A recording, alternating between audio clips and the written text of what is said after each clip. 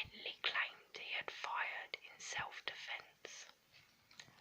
After taking a .22 pistol from Henley, the officer placed him and the other two teens, identified as Rhonda Williams and Tim Curley, into the patrol car.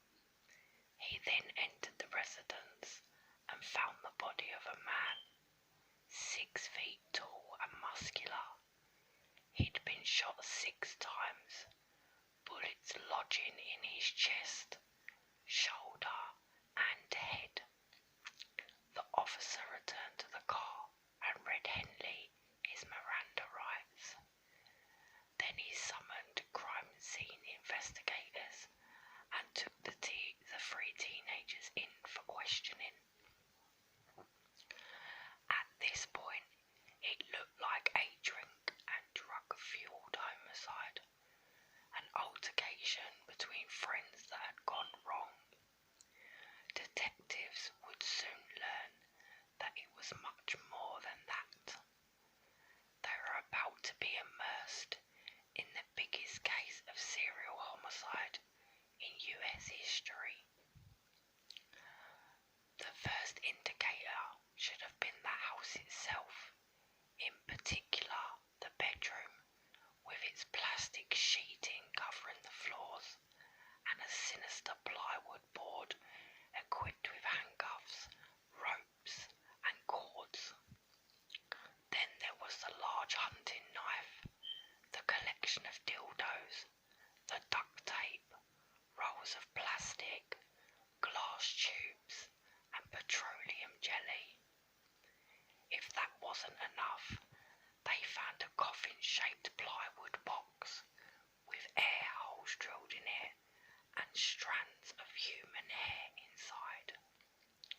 But the real revelation came back at police headquarters, where Wayne Henley soon made a stunning admission.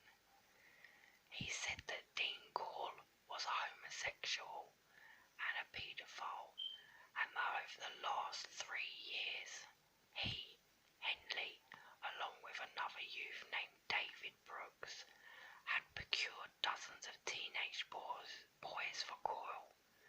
Corll had then raped and tortured these boys before murdering them and disposing of their bodies at a number of burial locations. The police were initially sceptical of Henley's claims, assuming that he was trying to justify his claim as self-defence in the shooting of Corll, but Henley was insistent, and when he started mentioning the names of some of the victims, officers sat up and took notice. The names were familiar to them. All of the boys had been reported missing over the last few years. Furthermore, Henley said he could take the officers to 4 separate burial sites.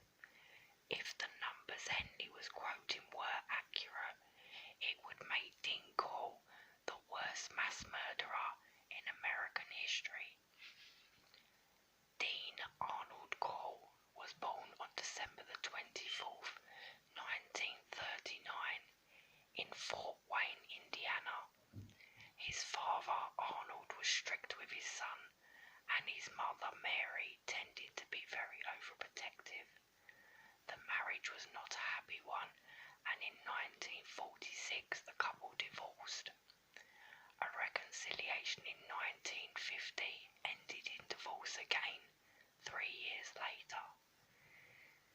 Dean went to stay with his mother, but his parents remained on amicable terms, and Dean and his younger brother Simon remained in regular contact with their father.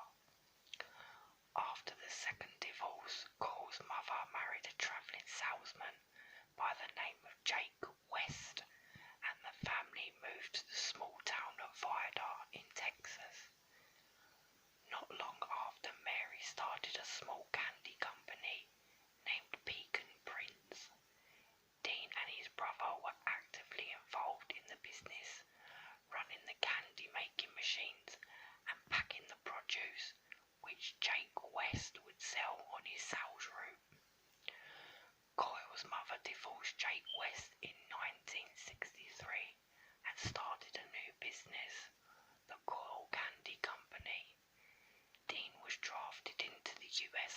that year, and he served 10 months before successfully applying for a hardship discharge on the grounds that he was needed in the family business.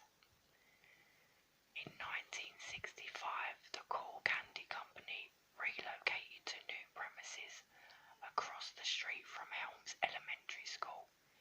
It was here that Corll first acquired his infamous nickname, the Candyman.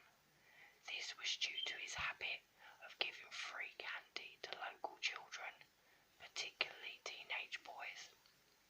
The company also employed a few local kids, and Corll was known to flirt with teenage male employees.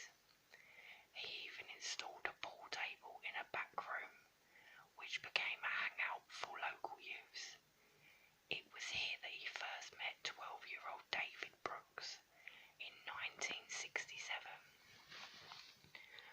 Brooks was initially just one of many boys who hung out in the room behind the store, but over time Corll became more and more attentive to him, giving him gifts of money and taking him on trips to various beaches. When Brooks's parents divorced, he went to live with his mother in Beaumont, 85 miles away, but when he visited his father in Houston, he often spent time at Corll's apartment. In 1970, when Brooks was 15, he and Corll became involved in a sexual relationship. At around this time, Corll's mother decided to move to Colorado, and following the closure of the candy business, Corll found work as an electrician with the Houston Lighting and Power Company. He would remain employed here until his death. It is impossible to say what turned Dean Corll from a seemingly diligent, caring young man to a sadistic torturer and murderer of teenage boys. He did seem to have an unhealthy interest in boys half his age and was most likely a paedophile. Still, as despicable as the acts of that particular breed of criminal are, few of them are mass murderers, and Dean Corll was about to embark on a deadly campaign. The first known victim was an 18-year-old college freshman named Jeffrey Conan, who disappeared while hitchhiking on the 25th of September 1970. He was last seen at the corner of West Heimer Road in the uptown area of Houston, close to where Corll was living at the time. He would be found 3 years later in a shallow grave at High Island Beach. Brooks claimed that around this time he walked in on Corll assaulting 2 teenage boys. Corll promised Brooks a car in return for his silence, and also made a standing offer of $200 for any youths Brooks was able to lure to the apartment.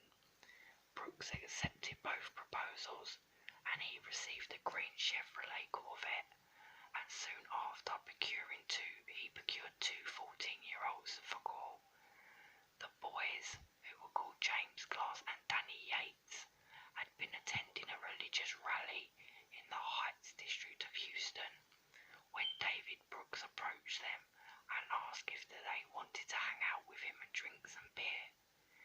Glass was a friend of Brooks who'd been to Corll's apartment before, so they readily agreed. Once there, Corll overpowered them, cuffed them to his torture board, and then raped and tortured them before strangling them both to death. He and Brooks later buried them beneath a boat shed that Corll had recently rented. 6 weeks after the murders of Glass and Yates, Brooks and Corll saw 2 teenage brothers named Donald and Jerry Wardrop walking towards a bowling alley. The boys were enticed into Corll's van, then driven to Corll's apartment, where they were raped, tortured, strangled, and subsequently buried in the boat shed. 3 more victims followed between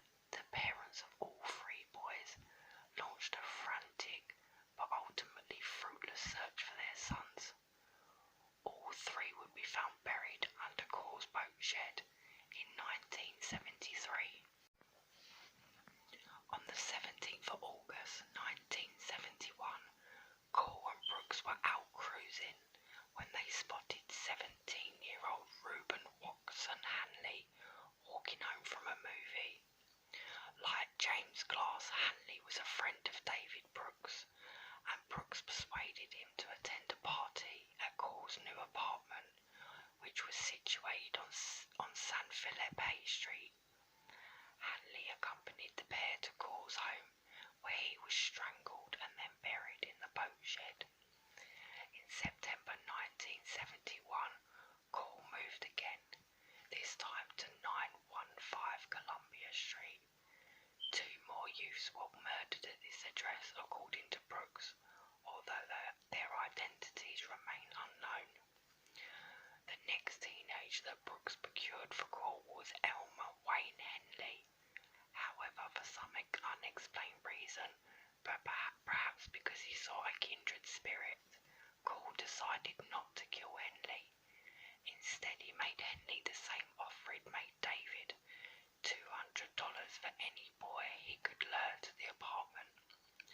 According to Henley, he initially rejected the offer, but early in 1972, with his family in desperate need of money, he finally gave in. Corll was by now living at 925 Schuyler Street, and Henley said that he and Corll picked up a youth and asked him if he wanted to join them in drinking beer and smoking marijuana. According to Henley, he initially rejected Corll's offer, but in early 1972, with his family in desperate need of money, he finally gave in. Corll was by now living at 925 Schuyler Street, and Henley said that he and Corll picked up a youth and asked him if he wanted to join them in drinking beer and smoking marijuana. The boy did agree, and once at the house they restrained him using a ruse that he and Corll had practiced beforehand. Henley cuffed his own hands behind his back, then freed himself using a key hidden in his back pocket. He then persuaded the youth to try it, but once his hands were cuffed, Henley walked out, leaving the boy alone with Corll. The identity of this victim is not known, but it may have been Willard Branch, a 17-year-old who disappeared on February the 9th, 1972, and who was later found buried beneath the boat shed. 1 month later, on March the 24th, 1972, Corll, working with both his young accomplices, persuaded 18-year-old Frank Agur, who was an acquaintance of Henley's, to drink beer and smoke marijuana with them. Frank agreed and followed the trio to Corll's home, where Corll overpowered him and cuffed his hands behind his back. Henley later claimed that he tried to persuade Corll not to kill him, but Corll refused. Nonetheless, Henley accepted his $200 payment and helped Corll and Brooks bury Frank's body at High Island Beach. On April the 20th, 1972, Henley led another friend of his to his death at the hands of Dean. 17-year-old Mark Scott fought furiously for his life, but when Corll produced a gun, he just gave up, according to Henley. Scott was tied to the torture board and suffered the same fate as Frankie had. He was raped, tortured and strangled, then buried at High Island Beach. According to Brooks, Henley wasn't just a procurer for Corll, but an active and sadist participant in the murders, especially those that occurred at Schuyler Street. Before Corll moved from the address on June the 26th, Henley helped Corll and Brooks to abduct and murder 2 youths, Billy Balch and Johnny DeLone. In Brooks's later confession, he said that both boys were tied to Corll's bed, and after being tortured and raped, Henley manly strangled Balch to death. He then shouted, "Hey Johnny," before shooting DeLone in the head. The bullet exited through DeLone's ear but didn't kill him. Then as he pleaded for his life, Henley strangled him to death. Another youth who was lured to Corll's Schuyler Street resident was 19-year-old Billy Ringdinger. Like the other victims, Ringdinger was tied to the board persuaded Corll to let Ringdinger go. On another occasion, Brooks feared that he might himself become a victim. Henley knocked him unconscious as he entered the house, and he woke to find himself tied to Corll's bed. Corll raped him repeatedly, but later released him. Despite the assault, Brooks continued to help Corll in the abduction of the victims. Corll's next move was to an apartment at Westcott Towers, where he is known to have killed 2 more victims. The first of these was 17-year-old Stephen Sickman, last seen leaving a party just after midnight on July 20th. He was savagely beaten with a blunt instrument before being stabbed to death and buried in the boat shed. A month later, Roy Bunton, 19, was abducted while walking to work. He was shot twice in the head and was also buried in the boat shed. Less than 2 months later, on October 2nd, 1972, Henley and Brooks persuaded 2 teenagers named Wally J. Simmox and Henry Hembry and Richard Hembry to join them at Coyle's apartment. That evening, Simmox's mother received a strange phone call from her son. He spoke only one word into the phone, a plaintive "mama," before the connection was terminated. The next morning, Henley accidentally shot Hembry in the mouth, and several hours later, both boys were strangled to death. They were buried in the boat shed, their bodies placed on top of those of James Glass and Danny Yates. The following month, a 19-year-old youth named Richard Kepner was abducted and murdered, then buried at High Island Beach. On January the 20th, 1973, Corll moved to Worth Road in the Spring Branch district of Houston. Within 2 weeks of moving to this address, he killed a 17-year-old named Joseph Lyles, a friend of both Brooks and Corll. On March the 7th, Corll moved from Worth Road to an address his father had recently vacated, 2020 Lamar Drive, Pasadena. There were no further murders between February and June the 3rd, 1973, although Corll is known to have been ill during this time, and Henley was out of town, having moved to Mount Pleasant in an apparent effort to get away from Corll. When the killings did start up again, they started with a vengeance, and both Brooks and Henley would later testify that Corll had become more brutaler than ever. His 2 accomplices had learned to recognise when Corll was getting ready to kill. He would become restless, smoking constantly and displaying twitchy reflex movements. Soon after, he'd announced that he needed to do a new boy, and the unholy trio would hit the streets in search of more victims. On June the 4th, Henley and Corll abducted a 15-year-old named William Ray Lawrence. They raped and tortured the boy for 3 days before burying him at Lake Sam Rayburn. Less than 2 weeks later, 20-year-old Raymond Blackburn was abducted, strangled, and buried at the same location. Corll was accelerating now. On July the 7th, Homer Garcia, 15, an acquaintance of Henley's, was shot then left to bleed to death in Coyle's bathtub. And on July the 12th, a 17-year-old named John Sellers was shot to death and buried at High Island Beach.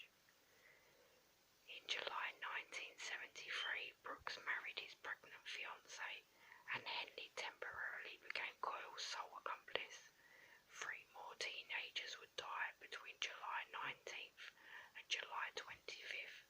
15-year-old Michael Blorch was strangled and buried at Lake Sam Rayburn. Charles Cobble and Marty Ray Jones were abducted together and buried in the boat shed. These were the only abductions in which David Brooks did not play a part. The last to die was also Coyle's youngest victim, James Dre Marlar. He was just 13 years old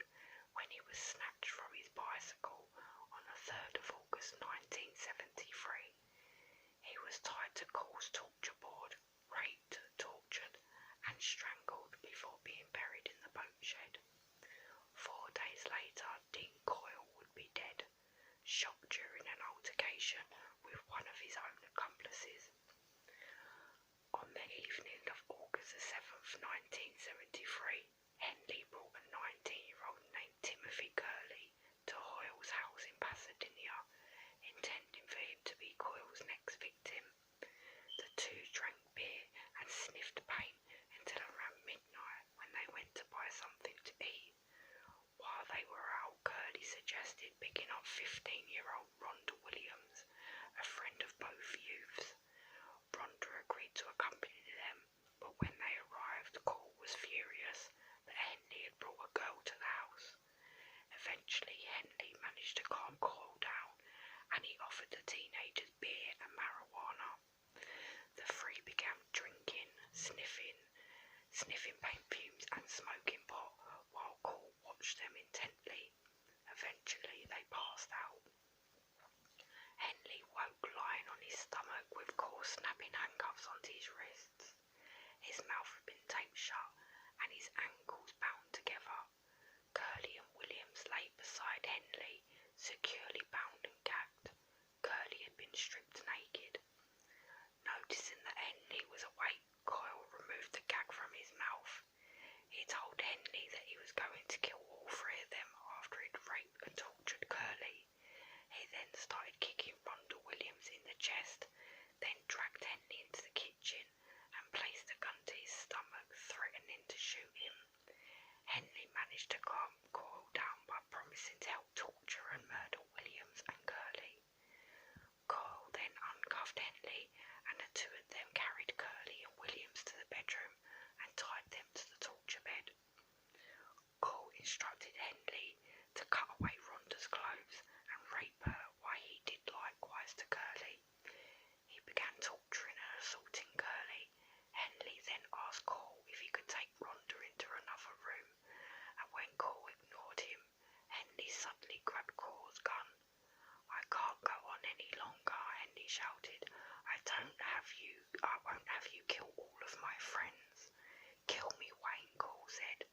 Then as he advanced towards Henley, "You won't do it." Henley fired one shot, hitting Corll in the forehead.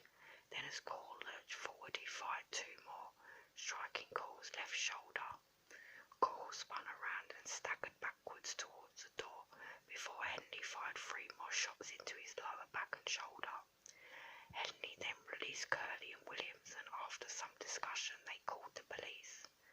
The monster was dead, but police still had to find closure for the families of the victims. Wayne Henley led police to Corll's boat shed, where he claimed most of the victims were buried.